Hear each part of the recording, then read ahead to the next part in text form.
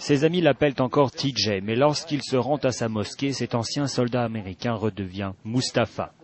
C'est le nom que lui ont donné les détenus qu'il surveillait à Guantanamo.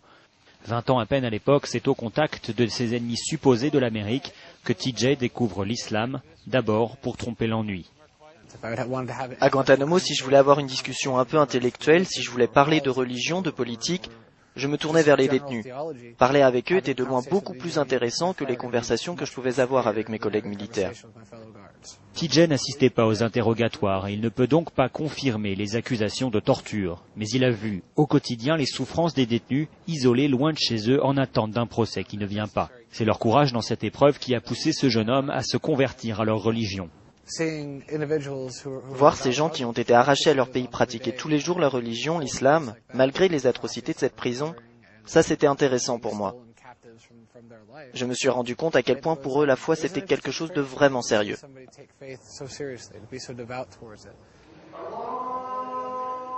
Aujourd'hui, TJ fréquente la mosquée de Tempe, la ville d'Arizona où il a grandi. Il se sent ici chez lui et affirme avoir été tout de suite adopté par la communauté. Au contact de son imam, il essaye de se guérir de son passé, Guantanamo bien sûr, mais aussi la dérive qui suivra son départ de l'armée et l'alcool qui envahit alors sa vie. Quand j'ai besoin d'être au calme pour me reposer, faire le point et décompresser, je sais que je peux venir ici à la mosquée. Ici, je sais qu'il y aura toujours un sourire, toujours quelqu'un qui sera heureux de me voir. Les gens ici sont très fiers de lui.